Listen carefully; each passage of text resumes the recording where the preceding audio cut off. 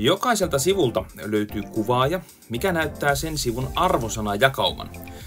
Kuvaajan alla on myös kyseisen sivun arvosanojen keskiarvo. Näiden tietojen on tarkoitus antaa opettajille pientä hahmotusta siitä, miten oppilaat ovat suoriutuneet. Vaikka taulukon syöttäminen on rajattu käyttäjältä tiettyihin soluihin, niin ei se estä sinua lisäämästä kommenttia. Kommenttien avulla voit lisätä haluamasi kohtaan lisätietoja. Esimerkiksi jos jonkun oppilaan koetilanne on ollut erilainen, niin voit merkitä sen kommentin avulla. Selaimesta riippuen joskus desimaaliluvut tulee syöttää käyttäen pistettä desimaalierottamina.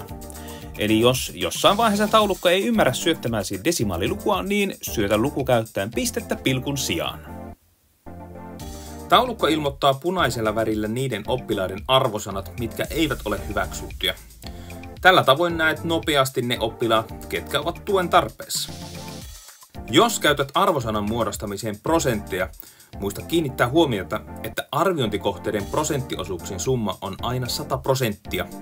Taulukko kyllä ilmoittaa poikkeavuuden.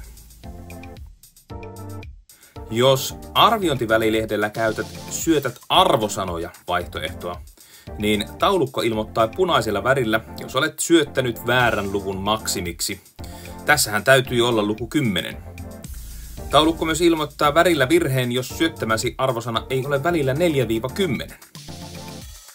Pisteitä syötettäessä taulukko ilmoittaa, jos syötät liian suuren pistemäärän oppilaalle, kuin myös ilmoittaa, jos kokonaispistemäärä on suurempi mitä maksimipistemäärä.